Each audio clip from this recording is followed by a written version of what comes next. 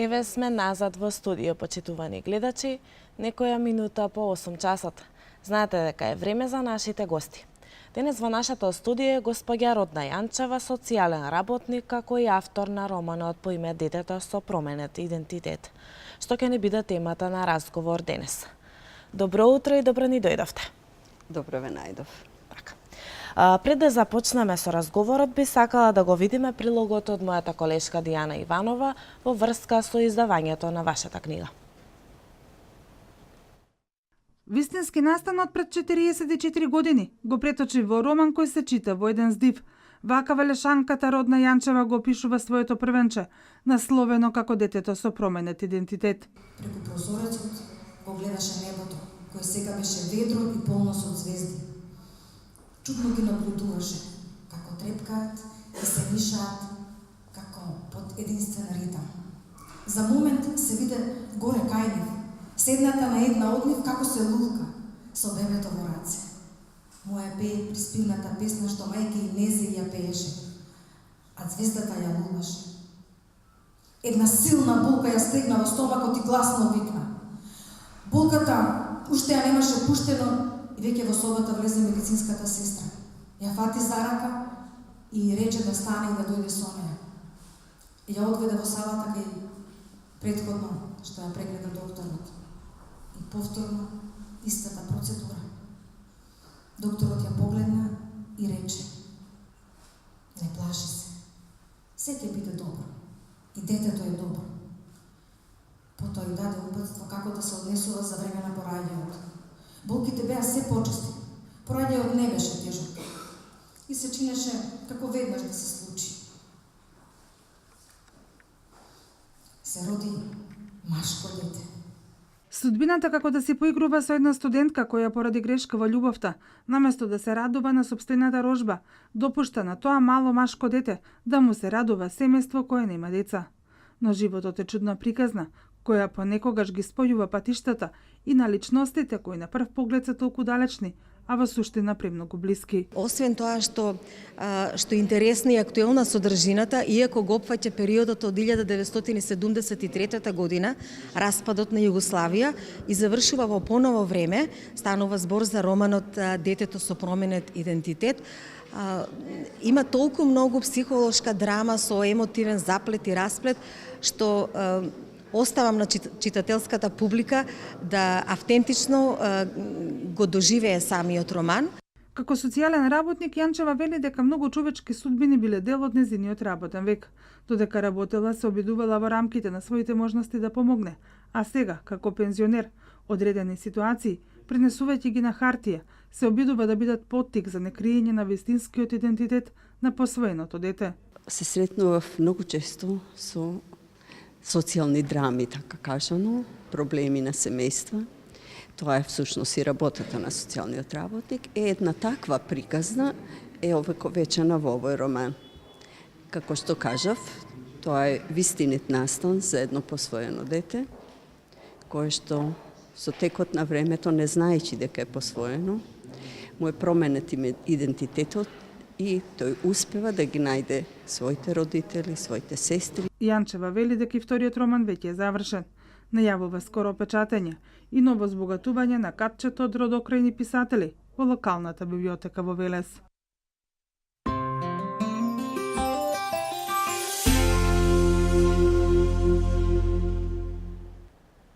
Еве сме повторно назад во студио. Поезијата е разоткривање на чувството кое за поетот е интимно, а читателот го препознава како сопствено. Од кога започнавте да пишувате? Почнав да пишувам уште од гимназиските денови. Меѓутоа, чувството или желбата за да пишувам е уште поодамна. Секогаш кога на часовите обработувавме некоја лектира или некое четиво, јас сакав да го замислам како јас би го тоа кажала, како јас би го напишала, како би се изразила за одредениот настан што е напишан или даден. Тоа ми поттикнуваше едно чувство кај мене за да почнам и јас да пишувам. Така и почнав. И тоа најповеќе и најпрво со поезија, со проза, а потоа почнав и поезија. Имам пишувано доста творби кои не се издадени, стојат напишани. И дел од нив се читани во секцијата во гимназијата каде што бев активна и во клубот Кочорацин при библиотеката Гоце Делчев во времето кога бев гимназијалка негде 67 година. Тогаш имам издадено еден расказ кој се вика Свештеникот и е печатен во книгата Денови што ја издаде оваа секција и ја доби првата награда во гимназијата кога и учествував со нив. Од тогаш и е тој поттик да што повеќе пишувам. Меѓутоа, времето си го направи своето на студии, па потоа домашни обврски, мајка, сопруга и така натаму, на работа доста обврски. Некако немав доволно време за да се посветам целосно на пишувањето. Откако отидов во пензија, малку се ослободив од сите тие стеги, така кажано, и почнав поново да се занимавам со пишување. Пишувањето ме релаксира, ми прави задоволство кога ги изразувам своите чувства на хартија. Оставам записи за одредени работи кои навистина предизвикале кај мене некакви чувства. И тоа е дел. Кој беше процесот на издавање и како дојде до тој момент да го напишете и издадете ова дело? За време на мојот работен век ја се соочував или случував со повеќе социјални теми. Всушност, работата на социјалниот работник е токму тоа, да ги решава проблемите на луѓето, значи се занимава со поединечни проблеми. Сите тие се некаква приказна. Сите тие нешто укажуваат. Некои оставиле кај мене траги кои што бргу се избришале, да речеме, ама некои оставиле такви траги што до ден денеска се уште ги чувам како такви или ги паметам, ги чувствувам. Тие траги што останале во мене се како инспирација за нешто да оставам на хартија. Значи не само да остане длабоко во мене, а и да се пренесе понатаму и на читателите и на другите луѓе кои што ме окружуваат, да согледаат одредени такви драми, да ги почувствуваат или да дадат свој видување околу нив. Така и за овој роман. Ова беше еден настан во времето кога јас само што почнав да работам. Тогаш во 73 година се донесе за прв пат закон за посвојување кој Република Македонија прва го усвои овој закон и прва почна да го применува. Во тој закон се дозволуваше потполно посвојување. А потполното посвојување значи да на детето му го промениш идентитетот целосно. Значи да му го смениш името, презимето, местото на раѓање и да направиш нова личност од него. Сега, дали е тоа во ред или не, цело време кај мене нешто се превртува. И ден денеска убедена сум дека не е во ред. Не е добро личноста да ја држиме во неизвестност или да ја држиме во некакво залажување. Децата се мали, не можат да реагираат на тоа што возрастните го прават. Затоа треба малку повеќе да се размисли. Дали ова што го сакаат возрастните е во ред за детето? Јас сум убедена дека најдобар начин за згрижување на деца без родителска грижа е посвојувањето. Значи детето да се даде во семејство кое понатаму ќе се грижи за него како нивно родено дете. Сето тоа е во ред. Меѓутоа, не е во ред на детето да не му се каже дека е посвоено и да му се смени целосно идентитетот. Обично овие деца негде во пубертетот ја дознаваат вистината. Колку и да кријат посвоителите, а сакаат тие да скријат, затоа што сакаат детето да го прикажат како нивно родено, а не посвоено, тогаш кај детето се јавува еден револт. Почнува да се однесува несоодветно. Почнува да бега од дома, од училиште, да покажува некое неприфатливо поведение. И тогаш кај него се крши нешто што сосема го менува како личност. Затоа зборувам детето посвојување да, ама да му се каже на детето дека е посвоено. Така. Раскажете ни повеќе за содржината на вашиот роман и ликовите и која е крајната порака на вашата книга?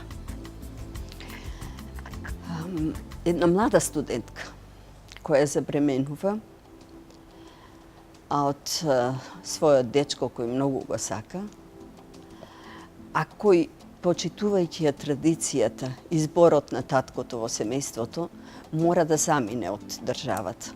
Ја остава својата љубов, знаејќи дека е бремена и допушта да се случи тоа што мора да се случи. Девојката е многу приврзана за детето, бидејќи е бремена, и исто така, почитувајќи ја традицијата и почитувајќи го зборот на родителите во семејството, таа мора на некаков начин да се ослободи од детето. Меѓутоа одлучува да го роди негде надвор од државата, за да не се знае или да не се чуе дека го родила детето. Така и прави. Детето го остава во болница за недоносени деца, затоа што пред време го породува.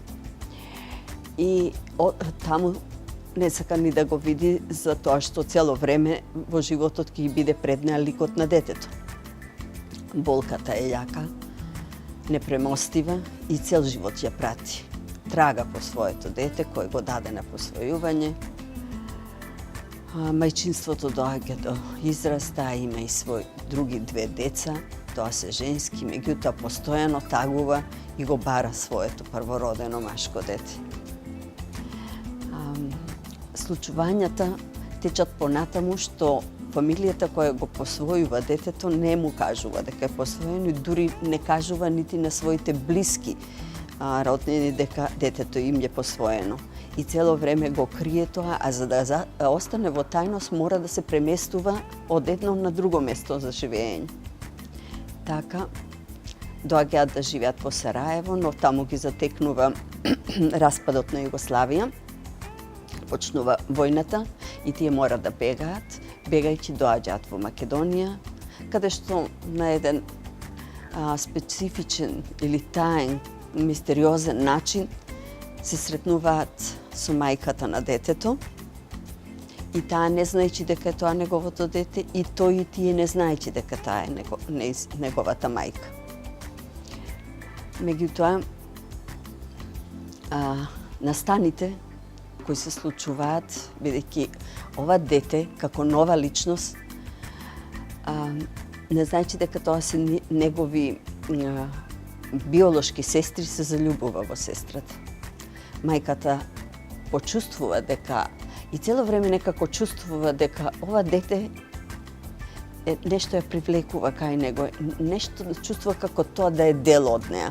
И затоа, инстинкт. Да, тој мајчински инстинкт преработува кој што е присутен цело време и упорно трага да ја најде нишката, меѓутоа како ова дете е родено во исти датум и исто време кога и незиното родено дете. И успева тоа да го открие, меѓутоа дека детето е посвоено му се кажува на детето прво.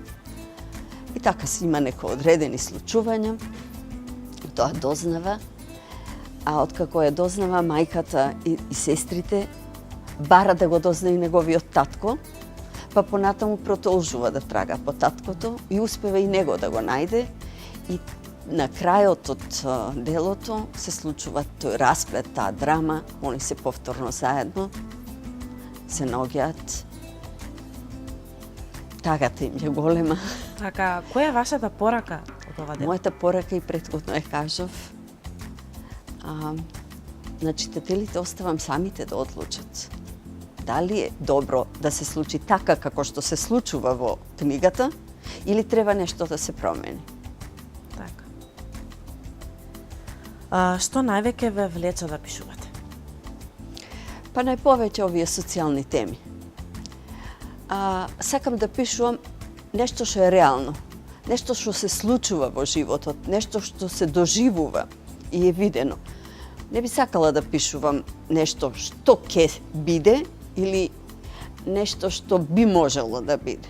Него токму тоа што го гледам и што Од вистински настани. Да, тоа што е реално, што вистински се случува и може со своји видувања да го опишам така како што јас мислам, па чекам реакција како другите гледаат на сето тоа. Значи, читателската публика да го каже својот збор и јас едноставно да се приспитам дали тоа што го кажав, сум го кажала така како што и другите го мислат или е моje лично видување за тоа. Кога сме веќе кај читателите, каде можат да го најдат вашиот роман? Денови веќе излезе во некој од книжарниците, затоа што во тек е дистрибуирањето на книгата, па и самите ќе можат да проверат во некој од книжарите и ќе се уверат каде и ќе можат да го најдат. Секако во некој од книжарите во градот. Така. Како би го дефинирале творештвото во овој миг и врз што е свртено вашето творечко внимание? Творештвото е запис на чувствата на писателот. Тој ќе го каже своето мислење, значи ќе го каже својот став по одредени проблеми. Тоа што денес се пишува, како и претходно, сите своји излагања на творците, даваат своји мислења, даваат своји видувања. Затоа творештвото е исто како вајарот кога си го ваја своето дело и на крај ќе излезе она фигура таква каква што тој ја замислил. Така и делото на писателот во писателското творештво својот текст го ваја се до крајот, додека ќе каже една своја порака или видување до читателите и ќе очекува повратно да види како тие ќе го видат тоа извајано дело. Од каде црпите инспирација за се она што го пишувате? Од животот. Јас реков дека сакам да пишувам реални работи. Може би тоа е и дел од мојата професија. Цел живот се занимавав токму со тоа, со решавање на проблеми на луѓето. Проблеми на дисфункционални семејства, проблеми на старите луѓе, проблеми на деца со посебни потреби, проблеми на деца без родители и нивно згрижување. Значи, цело време јас бев во тој скуп на случувања кои што се дел од животот или дел од животот на поединецот или на семејството. Така. Може би е тоа што ме натерало да малку повеќе се интересирам за реалноста и за тоа што се случува околу мене, отколку за она што би било или што ќе биде. Така. Дали времето во кое живееме е предизвик за поголема вклученост на творците во поезијата? Времињата секогаш се предизвик. Како порано биле предизвик, така и сегашното време е предизвик. Се зависи предизвик кон што. Например, ако денеска е предизвик нешто што ќе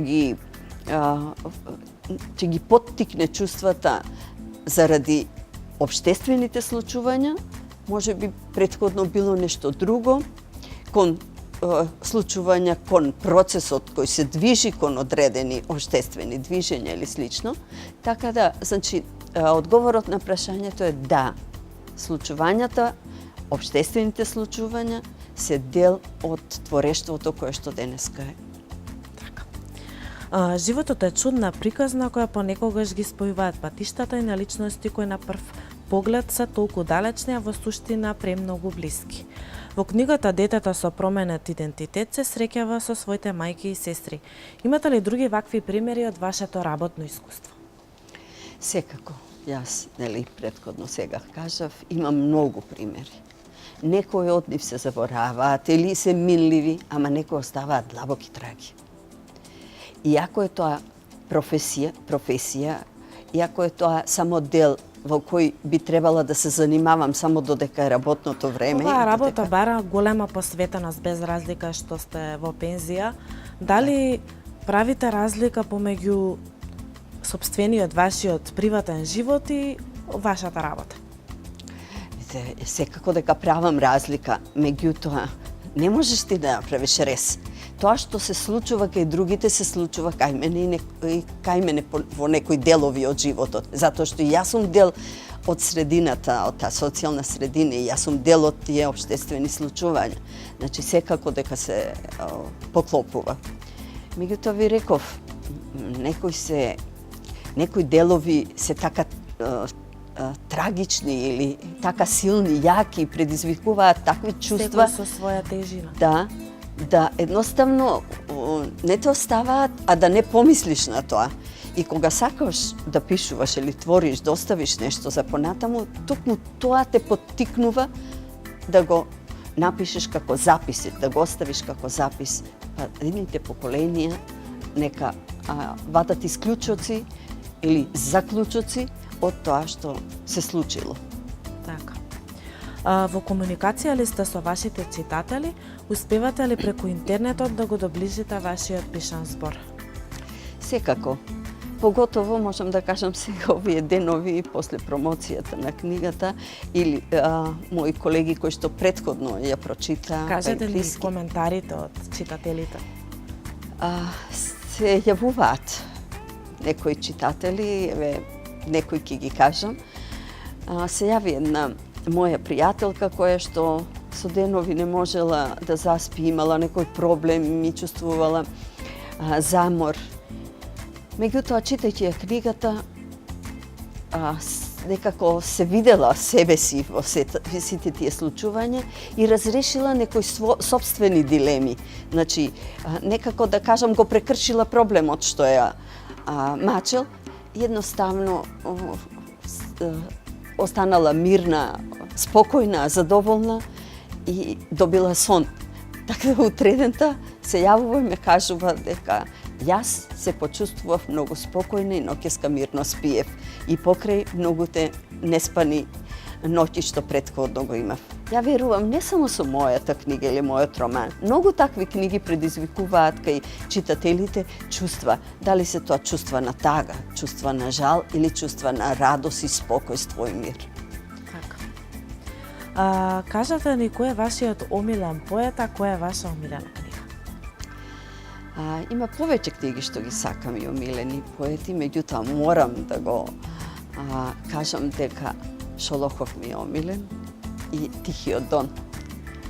Љубовта меѓу Аксинја и Глигорие што се случува во тој роман беше предизвик за цело време кај мене. Уште од гимназиските денови, уште кога ја обработувавме како лектира, остави еден длабок печаток кај мене и цело време и до ден денеска тоа не е стивнато. Значи, тој предизвик на Аксинја и Григорий се уште буи кај мене. Според, освен писателското отворење, вие сте специјалист по социјална работа. Каква е работата на социјалниот работник? Да објаснете ни од претходно. Реков, социјалниот работник се занимава со личните проблеми или семејни проблеми.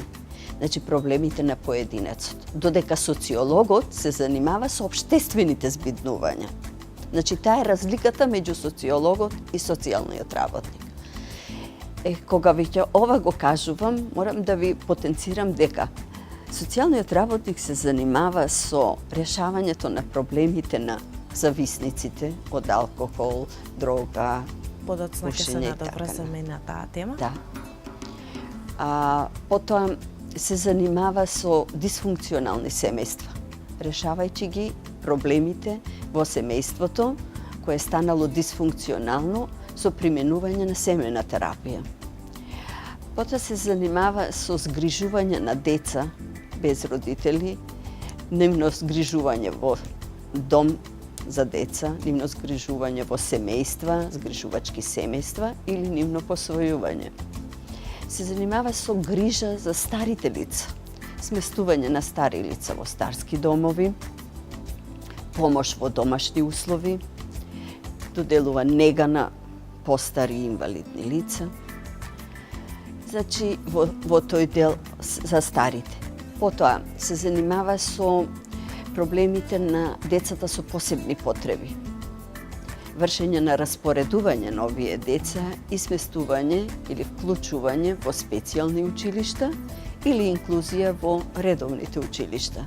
Меѓутоа, се со цел да им се помогне да тие остварат дел од нивното образование толку колку што можат тоа да го направат, ама сепак да го добијат најдоброто за нив. Така. Според нашите информации имате работено како терапевт во клубот за откажување од алкохол. Која беше вашата задачата? Јас работев и сакам да работам во повеќе невладини организации, бидејќи тоа е мојата работа, значи помош на луѓето. Клубот на лекувани алкохоличари во Велес постои одамна и јас сум дел од тој клуб, работејќи на помош на членовите на клубот и нивните семејства да тие се откажат од порокот кој што ги зафатила, тоа конкретно овде е алкохолот. Успеваат ли во тоа? Некој да. Не можеме да кажеме дека сите успеваат, но еден поголем дел успеваат со наша помош, затоа што навистина им е потребна помош. Порокот е толку навлезен во нив, што тешко може да се одвикнат од него. Сепак со една подолготрајна работа, едно подолготрајно водење на оваа личност до еден степен до кој може и самиот да го свати проблемот и да може самиот на себе да си помогне, значи степен до самопомош, и понатака више се пушта самиот, без да ја прима нашата помош, да чекори во животот. Значи, ние личноста ја доведуваме само до еден степен на самопомош. Колку отприлика време траење е тој процес? Индивидуално е за Така, секоја личност. не можеме да кажеме точно со денови, со месеци. Индивидуално е за секоја личност, но сепак е еден подолг период додека таа навика се откорени, така речело, од личноста и да личноста завладее самата со себе, да може да каже не, до тука, понатака имам друг живот, понатака прифаќам едно друго однесување. Јас сум потребен на семејството, тие ми се потребни мене и морам навиките да ги променам, да се откажам од зависноста од алкохолот и знаеме што се алкохолот прави во едно семејство, колку го доведува до кој степен на дисфункционалност и колку се трпи во тоа семејство. Така. Дали имало некои случувања, например, се откажале по некое време, пак се навратиле во тие води, па пак дошле кај вас? Да, рецидиви има, да. И не може да нема. Знаете, некои личности се многу појаки и тоа ќе го направат така јако, за да може да се примени во нивниот живот. Мислам дека сепак тоа е психолошка работа, што сами ја контролираме. Да. А некои личности едноставно не ќе можат да успеат. Успеваат додека некој ги води, така кажано ги држи. За оваа работа треба и мотивација, сепак од семејство, било најблиските. Затоа и во клубот на лекувани алкохоличари присуствува и семејството на зависникот. Или некој член од семејството, или може целото семејство. Затоа што тоа е семеен проблем и заеднички мора да го решат. Значи мора зависникот да биде прифатен од семејството, дека му е потребна помош и да му биде дадена таа помош, а и семејството треба да свати дека зависникот е дел од нив и дека мора да му помогнат за да го вратат назад во нивното живење, така како што претходно се случувало пред да биде зависник, пред да стане зависен. Како што кажав и претходно, оваа работа бара премногу посветеност. Ви останува ли доволно слободно време за приватно да се посветите и на други активности? Кажавте дека сте работели во други невладини организации, кажете ни нешто повеќе за тоа. Тоа за времето што ме прашувате дали имам доволно време. Сепак индивидуално. Некој ќе се почувствува заморен од долгата работа, па ќе каже сега ми е време во кое треба да одморам. И ќе си го искористи своето време за одмор. Меѓутоа, јас тоа не можев така да го направам. Иако мислев дека кога кидам во пензија, јас ќе се одморам. Тоа не се случи. Моите внуци ме некако доградуваат, надградуваат, нешто допринесуваат да во мене се случува животот да не ми биде мирен, кој јас и не го посакувам. Тие се дел од мене и прават да се случува, да бидам активна. Покрај нив сакам и некои други работи да ги правам, како што е пишувањето, нели? Обично вечерните часови кога сум сама, јас сакам да пишувам. И тогаш најчесто пишувам. Во деновите кога сум послободна, се вклучувам во некои невладини организации, каде што би помогнала, нели, на луѓето на кои што можам да им помогнам, значи за кои што сум остручена до тој степен да можам вистински да помогнам. Оти не чини да се вклучиш во работа на едно здружение кое пружа некаква помош за која ти не си оспособен или не си доволно спремен да тоа го направиш. Според прилогот што го погледнавме пред малку, најавивте и втора книга. Кажете ни нешто повеќе, открите ни го насловот или нешто друго? Вториот роман е завршен. Се вика На брегот на Еуфрат. Ќе ви кажам делови зашто тоа е така. Овој роман е дел од сегашните случувања во државата. Една млада девојка која што учествува во едни демонстрации е повредена и од самото тоа за време на повредувањето и помогнува еден млад студент, значи личност нејзин колега, и понатаму се запознаваат и стануваат многу блиски, кај нив се развива една длабока љубов. Меѓутоа, патувајќи за Индија, нивниот авион, имаат и свое дете, керкичка, и патувајќи, нивниот авион е срушен над Ирак во една шума, во која успеваат тие да преживеат. Меѓутоа, што се преживеања за време додека се ослободат од тој дел каде што падна авионот, има многу случувања кои не би ги открила. Меѓутоа, настаните се одвиваат така да сопругот дознава дека неговата сопруга и детето му се починати, а тие дознаваат дека нивниот татко и сопруг е починат.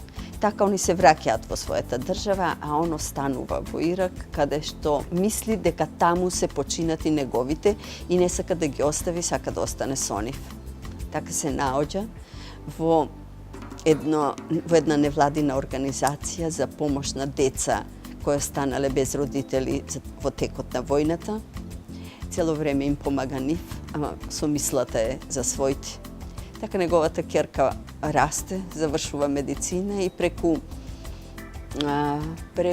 Сдруженијето на лекари без граници доаѓа во Ирак, го пронаѓа, по некоја случајност се сретнува со незиниот татко и така врската на незината мајка и незиниот татко повторно се соединува и тие своите денови ги поминуваат понатаму надвор од сите други случувања, мирно, покрај реката Еуфрат, чекоречи кон залезот на сонцето.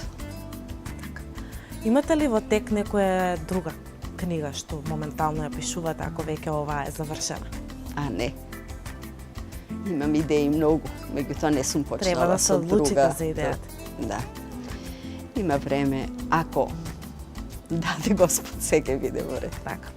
И за крај да им кажеме на гледачите зошто читањето треба да биде нераскинлив дел од секојдневието на секој човек. Треба да биде нераскинлив дел затоа што во почетокот, сеќавате, кажав, книгата е таа која буди чувства. Значи, книгата е таа што во дадени моменти ќе ти го орасположи животот, ќе предизвика чувство на радост, на задоволство, ќе ти го осветли денот, така кажано. Друга книга можеби ќе предизвика кај тебе чувство на спокојство, на мир, на задоволство. Некоја друга книга ќе ти покаже како во некој дел од животот каде што не си можел да се снајдеш, еве го одговорот. Затоа книгата е дел од животот. И тие кои се посветуваат на читањето, верувам дека многу многу повеќе се пронајдуваат во животот, значи во животот, во средината во која се наоѓаат, во комуникацијата со луѓето и така. Госпоѓа Родна, јас ви благодарам за вашето гостување. Ви посакувам многу успех и многу повеќе напишани дела. И јас ви благодарам за поканата.